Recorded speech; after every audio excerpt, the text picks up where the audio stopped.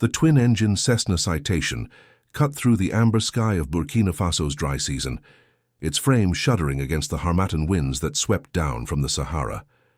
Fatima Senegal checked her watch, 4:17 p.m. 3 hours into what should have been a routine charter flight from Ouagadougou to Bobo Dioulasso, and the turbulence was testing even her veteran nerves. 23 years in the skies of West Africa had taught her to read the subtle signs of weather and passengers alike. Today, both seemed particularly challenging. She steadied herself against the galley counter, her fingers absently adjusting the gold wing pins on her navy blue Air Burkina uniform, pins that had survived 4 different governments and countless political upheavals. In the rear cabin, isolated from the other passengers by her own choice, sat a young girl who couldn't have been more than 12. Fatima had noticed her immediately during boarding. The pressed khaki and green uniform of the Lycée Philippe Zinda Caboret, the capital's most prestigious school, the kind of leather satchel that cost more than most Burkinabe families earned, in 3 months. Another bout of turbulence rattled the overhead compartments. Fatima heard a businessman in the front row curse softly in Moor, the country's most widely spoken language. She grabbed the service cart, its wheels squeaking against the aircraft's worn carpet. Budget cuts had hit the national airline hard since the latest coup. These government elites, she muttered to herself, thinking of the morning's news. Another minister caught embezzling funds meant for schools in the north, where children studied under trees, while dodging jihadist attacks. They send their precious children to private schools while the country bleeds. The girl sat unnaturally straight, her posture perfect despite the plane's constant motion. She was reading something. Fatima caught a glimpse of the cover as she approached. Speeches and Reflections by Thomas Sankara, the revolutionary president assassinated before this child was even born. An unusual choice for someone her age. "Mademoiselle, would you like some water?" Fatima asked, her professional smile practiced but hollow. The week had been exhausting. Double shifts to cover for colleagues who'd quit, news of another village burned in the north, her own son's school fees overdue. The girl looked up with startling composure. Her eyes, dark and intelligent, held a maturity that seemed incongruous with her age. "Non merci, madame," she replied, her French formal but tinged with the soft tones of Moor. She marked her place in the book with a ribbon before closing it carefully. Another violent shake sent Fatima stumbling. The water pitcher tilted, its contents splashing across the girl's uniform. The child didn't flinch, didn't cry out, just looked down at the spreading stain with a resigned acceptance that somehow made Fatima's frustration boil over. "Oh, these spoiled government children," she said, louder than intended, her voice carrying to where her colleague Mark stood by the cockpit door. "Sitting there like little princes and princesses, while the rest of us struggled to survive. You think you're so special because your fathers wear expensive suits and ride in motorcades." The words tumbled out, weeks of anger and exhaustion finding an outlet. "You know what your problem is. You've never known hardship, never wondered if there'd be food tomorrow. Just another spoiled brat living off the sweat of people like me, people who actually work for this country." The girl's hands trembled slightly as she reached for a napkin, but her voice remained steady, almost gentle. "My father says everyone deserves respect, even when they're angry, even when they're tired." "Your father?" Fatima scoffed, turning, away with the soaked service towel. "Let me guess, another colonel who got rich selling our resources to the French? Another minister building villas while hospitals lack medicine?" She didn't see the girl pull out a small, worn notebook from her satchel. Didn't see her write something with the careful penmanship of someone who'd been taught that words matter. Didn't notice the subtle sadness that crossed the child's face, or the way she whispered something that sounded like a prayer in Moor. "That." Captain's voice crackled over the intercom. "Mesdames et messieurs, we're beginning our descent into Bobo Dioulasso. Please remain seated due to continued turbulence." As Fatima secured the service cart, she caught a glimpse of herself in the galley mirror. Her uniform was still crisp, but her eyes looked hollow, tired. When had she become so bitter? When had serving others become such a burden? In seat 12A, Mariama Traoré carefully blotted the water from her uniform with tissues from her bag. She thought of her father, who just 3 months ago had led a coup that shocked the nation, who 2 weeks ago had stood before world leaders in St. Petersburg, declaring that Africa's dignity could not be negotiated, who last night had called her from the presidential palace, asking about her mathematics exam, with the same intensity he once used to plan military operations. She opened her notebook again and wrote, "Today I learned that anger can make good. People say hurtful things. I wonder what weight Madame Fatima carries that made her words so heavy." The plane touched down at 5:43 p.m., the setting sun painting Bobo Dioulasso's red earth in shades of gold. As passengers prepared to disembark, Fatima helped an elderly woman with her bag, her professional demeanor restored. The young girl was among the last to leave, walking past with a quiet "Merci, madame" that made Fatima pause. Only after the plane emptied did Mark mention what he'd overheard from the cockpit. "You know who that girl's security detail said she was, right?" Fatima shook her head, already dreading the answer. "The president's daughter, Captain Traoré's only child." The blood drained from Fatima's face as she remembered every word she'd spoken. In a country where previous leaders had imprisoned people for far less, where power was often wielded like a weapon, she had just insulted the daughter of the man who controlled both the military and the government. As she walked through the terminal, Fatima didn't know that 3 pairs of eyes from the presidential security detail had witnessed everything, that within hours a detailed report would land on the desk of Ibrahim Traoré himself, that her words, born from frustration and ignorance, would test the principles of a leader who claimed to be different, who promised to build a Burkina Faso where dignity belonged to all citizens, not just the powerful. The African sun set behind the airport, casting long shadows across the tarmac. In Ouagadougou, a president would soon face a choice that would define not just his leadership, but the soul of the revolution he claimed to lead. The next morning, the sun had barely cleared the red earth horizon when Commandant René Sawadogo knocked on the door of the small office where President Ibrahim Traoré was reviewing military reports. The temporary presidential headquarters in Ouagadougou still smelled of fresh paint. Everything had been moved after the September coup that brought Traoré to power. "Mon capitaine," Sawadogo began, using the title Traoré preferred over excellence. "There's a personal matter." Traoré looked up from a map marking jihadist positions in the Sahel. At 35, he was Africa's youngest leader, his face bearing the intensity of a soldier who'd spent years fighting in the northern territories. "Personal? Your daughter, Mariama. The flight from yesterday. Is she hurt?" Traoré's hand instinctively moved toward his phone. "No, sir, but there was an incident." Sawadogo handed over a security report. "A flight attendant made some unfortunate comments, called her a spoiled child, said she was living off the people's suffering." Traoré read the report slowly, his jaw tightening. The security detail, traveling separately, had overheard everything and documented it meticulously. He set the paper down, his fingers drumming against the desk, a habit from his days. "Commanding the Cobra Special Forces Unit. Where is Mariama now?" "At her aunt's house. She didn't mention the incident when you called last night." Of course she hadn't. Traoré knew his daughter well enough. She'd inherited his stoicism, along with her mother's gentle nature. He stood, walking to the window that overlooked the dusty streets where he'd once marched as a young lieutenant, fighting not just jihadists, but the very neo-colonial structures he now sought to dismantle. "The flight attendant, Fatima Senegal," Sawadogo continued. "Should we—" "No." Traoré's voice was firm. "No investigations, no arrests." "But, sir, insulting the president's family, she didn't know who Mariama was." Traoré turned from the window. "And even if she had to— René, what did I say in St. Petersburg last month?"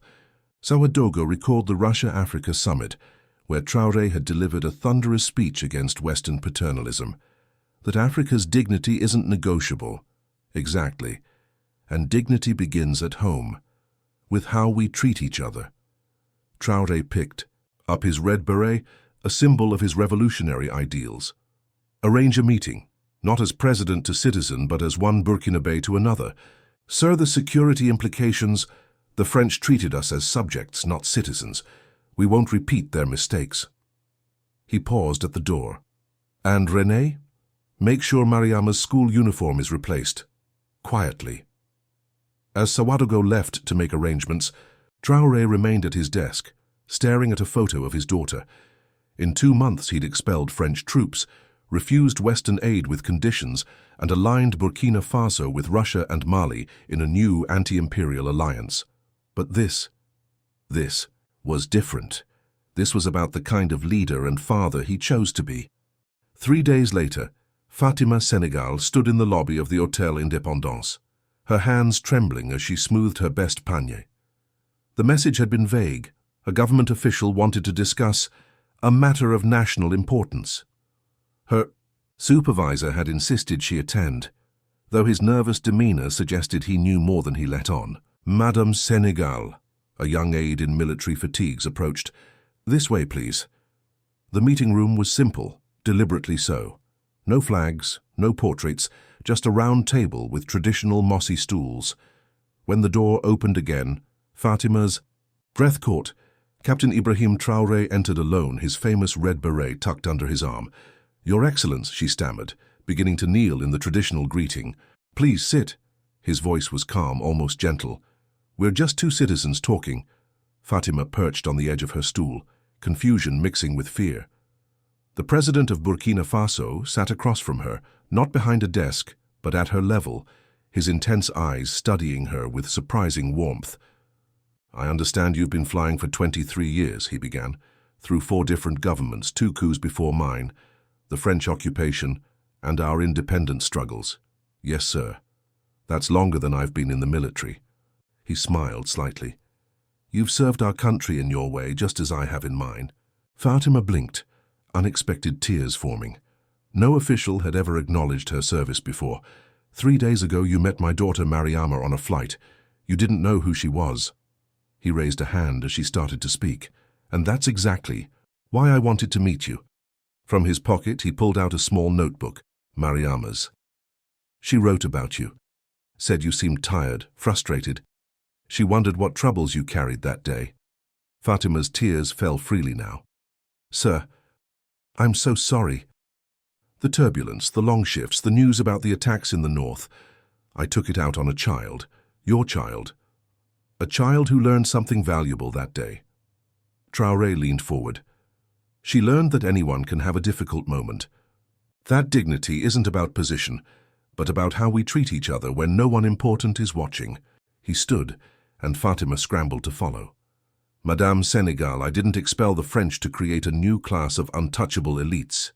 Every Burkinabe child is precious, whether they sleep in a palace or under a bridge."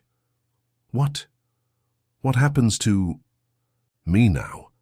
Traoré extended his hand, not as president to subject, but as one person to another. "You continue your work, but perhaps with renewed purpose, and if you see Mariama again, I hope you'll see not a government brat, but a young Burkinabe, learning to serve her country, just like you." As Fatima shook his hand, she understood. This wasn't about punishment or power.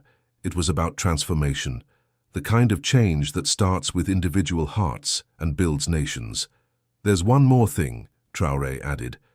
"Next week, I'm announcing a new program, civic education for all government children. They'll spend time in villages, markets, airports, learning from people like you." He smiled. Mariama insisted on it. Fatima left the hotel in a daze. She'd insulted the president's daughter and received not judgment, but understanding.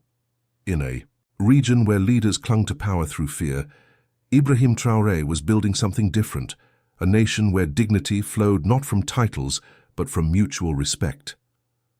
A month later, the Air Burkina terminal at Ouagadougou Airport hummed with unusual activity. Fatima Senegal adjusted her uniform one last time before entering the training room where 30 young faces turned toward her, children of ministers, military commanders and government officials, all participants in the new civic education program that had sparked debate across West Africa. "Today, you'll learn about aviation service," she began, her voice steady with newfound purpose. "But really, you'll learn about serving your country through serving others." In the front row sat Mariama Traoré, wearing a simple cotton dress instead of her school uniform. She caught Fatima's eye and smiled, a genuine, warm smile that held no trace of their first encounter. The international media had caught wind of the story. CNN ran a segment titled, "The President Who Turned Insult into Inspiration," while French newspapers puzzled over Traoré's response, so different from the iron-fisted approach they'd expected.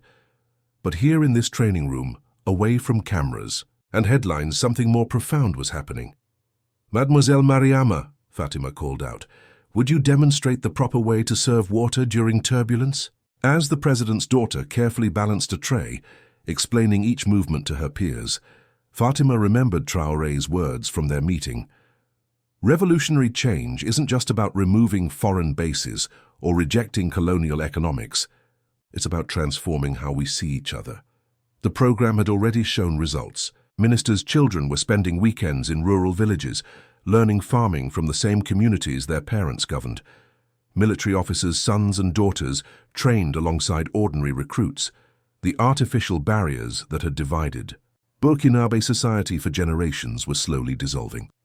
That evening, as Fatima's shift ended, she found an envelope in her locker. Inside was a handwritten note. "Madame Senegal, my father says the strongest leaders are those who turn criticism into wisdom.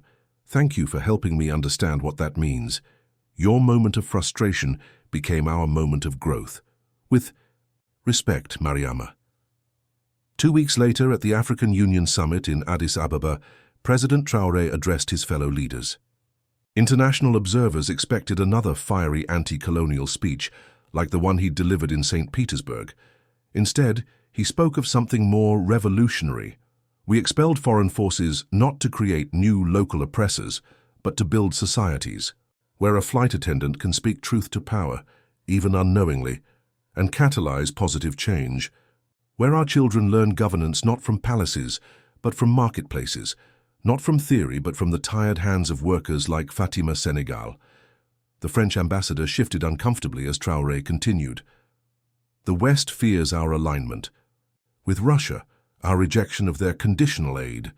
But what they should really fear is this: an Africa where leaders listen, where citizens matter, where dignity isn't negotiable but shared." Back in Ouagadougou, Fatima watched the speech on a small television in the airport break room, surrounded by her colleagues. When Traoré mentioned her name, she felt not embarrassment but pride. Her moment of human weakness had become a national lesson in leadership. 6 months later, as Burkina Faso's security situation slowly improved and economic partnerships with Russia and neighboring Mali deepened, international observers noted something unusual. Despite rejecting Western influence and facing continued jihadist threats, public support for Traoré's government was growing.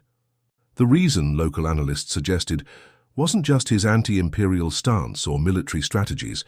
It was stories like Fatima's multiplied across the country. The revolution Traoré led wasn't just about changing flags or alliances. It was about transforming relationships between leaders and citizens, between the privileged and the working class, between generations shaped by colonialism and those determined to forge a new path. As Fatima prepared for another flight, she carried with her a laminated card, a gift from the civic education program participants. On it was written, "Dignity begins with how we treat each other when no one important is watching." Below were 30 signatures, including one from a young girl who'd learned that true leadership sometimes means turning the other cheek, and that strength isn't measured in retaliation, but in the capacity to transform conflict into compassion. The story of a flight attendant who insulted a president's daughter had become something neither woman expected, a symbol of the new Burkina Faso, where power served people, where mistakes became lessons, and where the dreams of Thomas Sankara finally found their echo in a leader who understood that true revolution begins in the human heart.